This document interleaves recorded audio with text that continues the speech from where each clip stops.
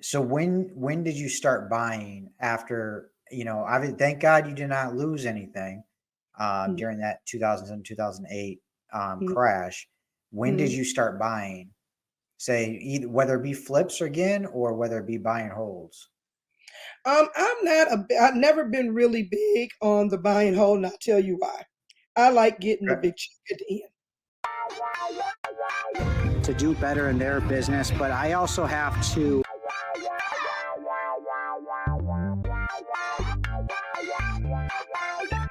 I don't know how to do it.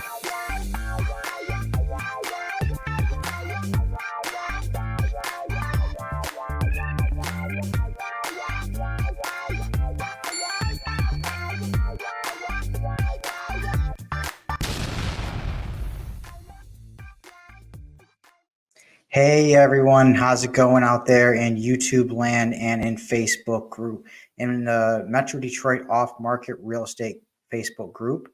I hope you guys are having a wonderful day. We have joining us today Robin Barnes. She was having some technical difficulties getting in here, so we got all that situated. And so she is not only an investor, she's also a realtor. She's also an investor friendly realtor, and she's a broker, has a lot of accolades. We put a bunch of that in the description, so do check that out. But, we're here to find out what she's done going in this market, in this current market, what we're in. And this is March 18th in 2024. Okay. So the reason why I put that date there is because if you're watching this a year later, this all could change. You never know. We don't know what the Fed's going to do. We don't know what the housing market's going to do, anything. So we want to hear up to date information on what's changing, what she's doing to change that. And then, hey, maybe we can change according to what she says as well. So without further ado, Robin, how you doing today? I'm doing great. Hello, everyone. How are you? Awesome. So I am very happy to have you here. I really do appreciate it. And, um, you know, thank you for for taking the time to speak to everybody. What, first off, before we get into um, what you're doing in this market or anything like that.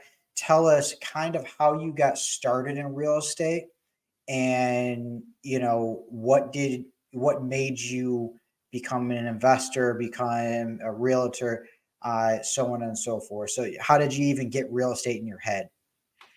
Um, I actually kind of started off as a young person, a young teen, say about in my 18 years, and for 18 years old. My father, when I was he was a builder. He built foundations for homes. So that was Okay. kind of his side gig thing. He was a foreman in the plant by day, and Yep. he built foundations at night. So because of that, I was always around different construction situations, Hmm. things that need to be fixed and stuff like that. So that's where I kind of got the niche for. I always Okay. knew I was going to be in real estate. Always wanted to be the developer was always the end goal because I wanted to build communities and things like that, city Hmm. stuff like that. That was always kind of the goal. Yep. But I started off just simply flipping homes. My dad was my first. He was my first private lender, I guess you can say, and he was tougher That's than always all. fun.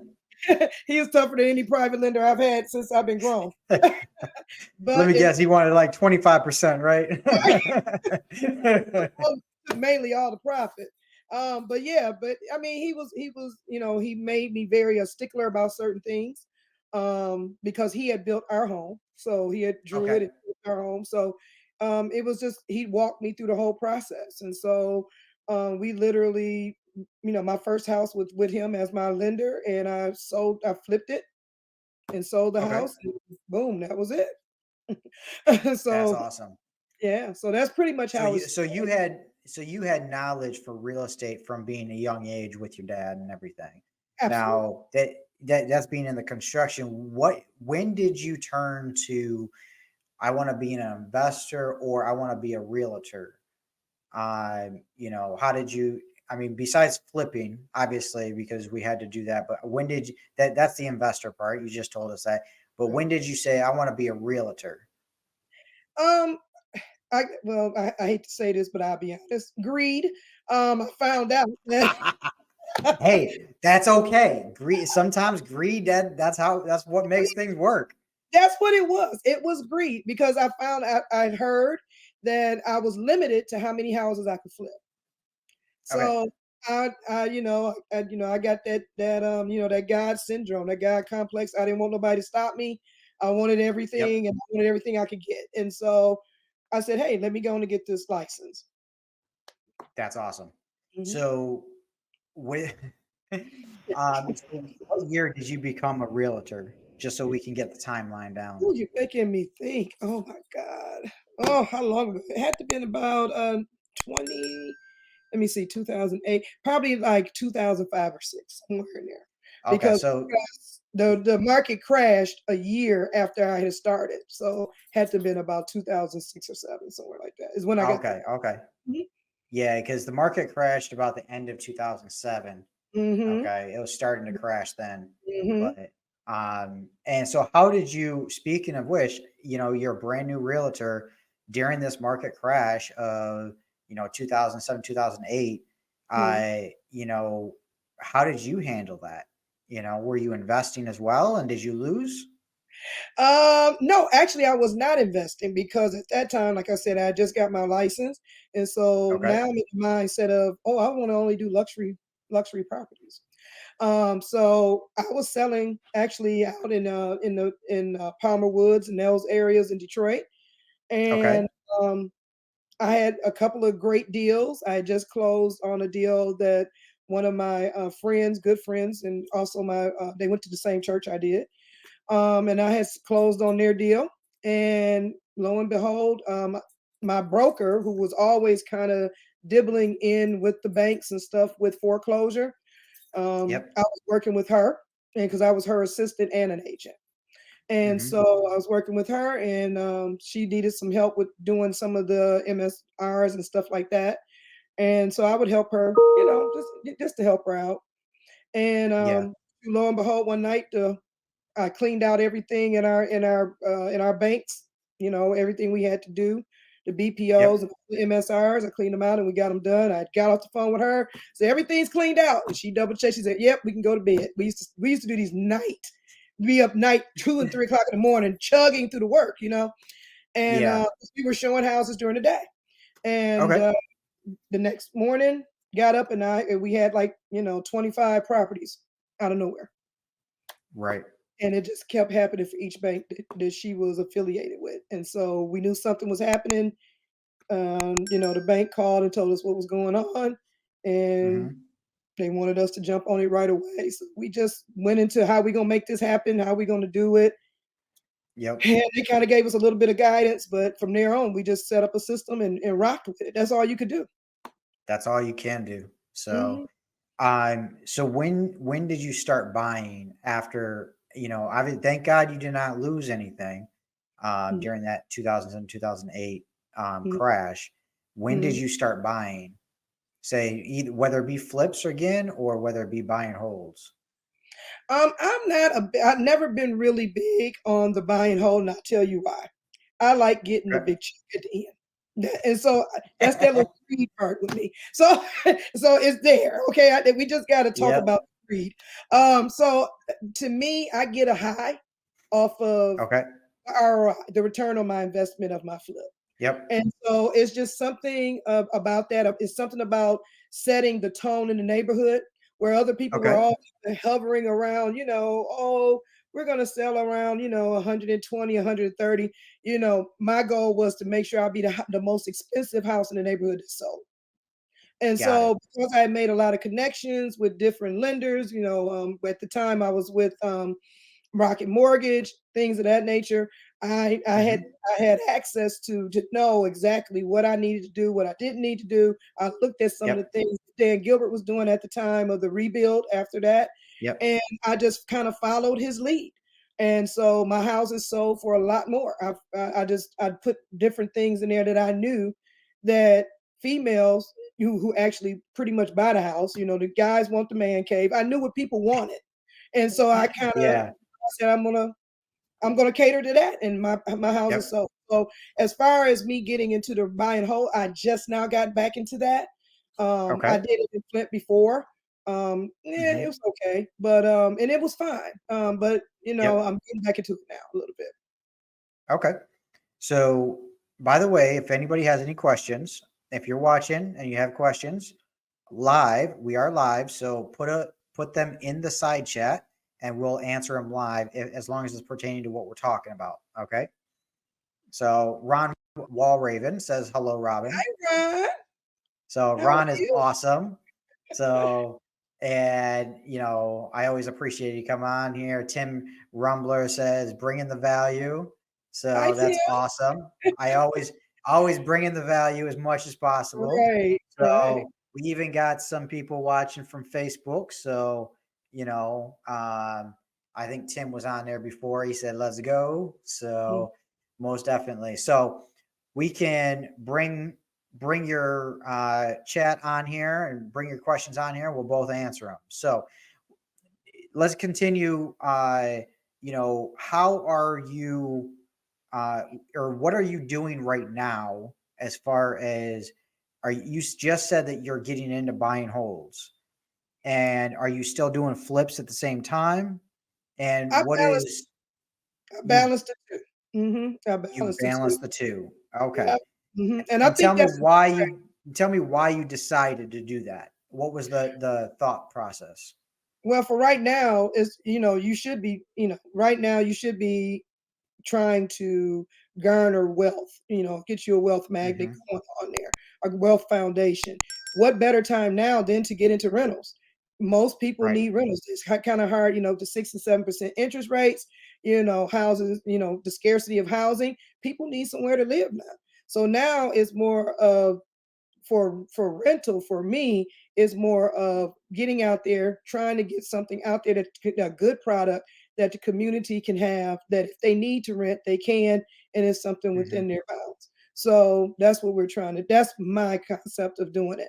The flips is what I just do just to keep me active in flips, and that's it. So it's Right. just about what I run across. Most definitely. So, J Matt from Facebook's asked, where are the target points of value growth in Metro Detroit? And I think what he's asking is where do you think the growth is going to be in Metro Detroit? I'm gonna be honest with you. Everybody is the areas when I was doing my flips and and looking at doing Yep. different things with rental. Those areas now are pretty much at the top of the line now. So your Bagleys and things like that, your Yeah. Indian villages and stuff like that in those sub areas around those major areas. Those are pretty at a pretty high level right now. So you're not going to get Yeah. as much of a return on investment. And even if you get a home that's in those areas, you're going to have to charge probably like the top dollar in order to get your return on investment back on the property.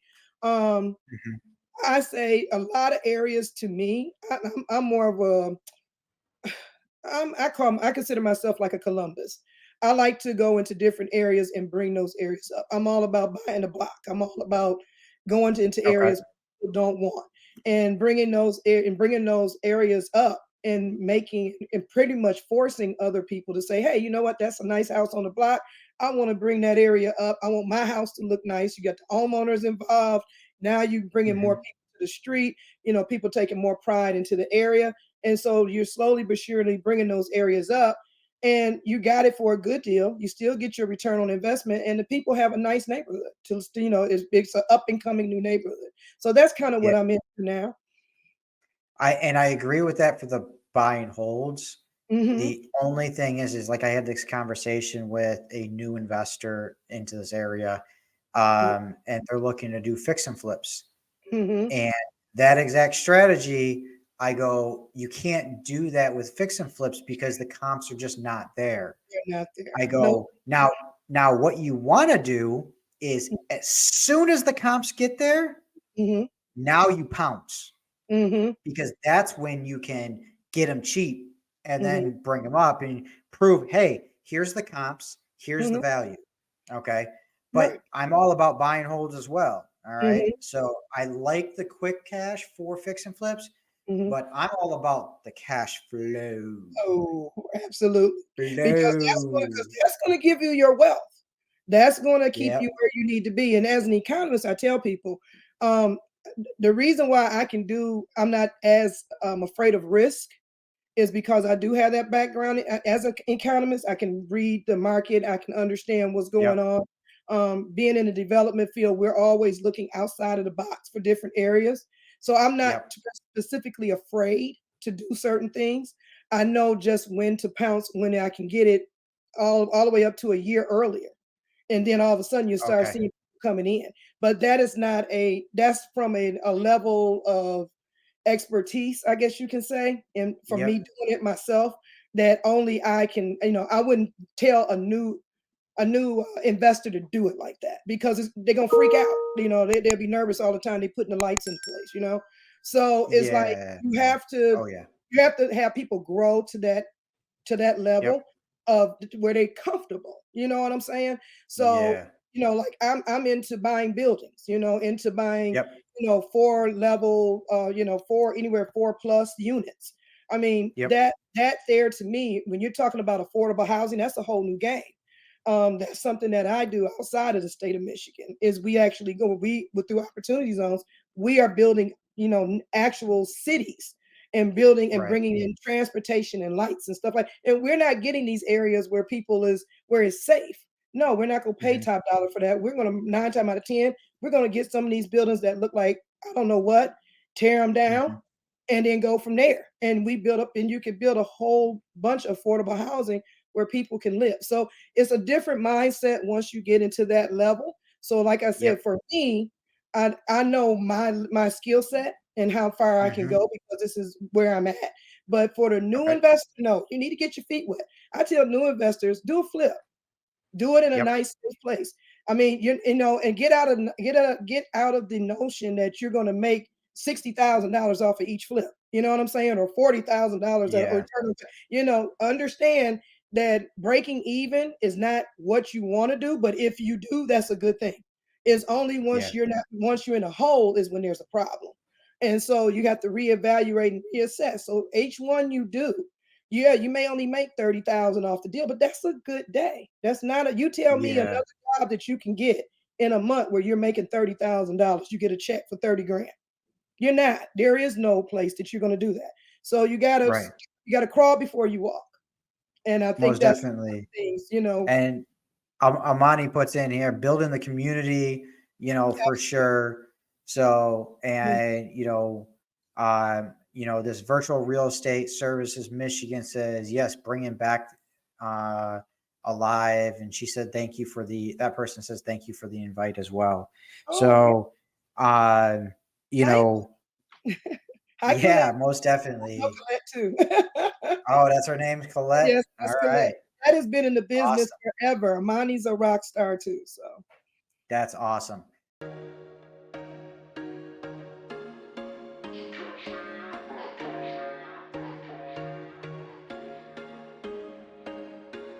There was once a day that I would pray for you. I'd go and misbehave just so you'd notice too. Sneaking looks up and down from across the room. And damn, what a hell of a view.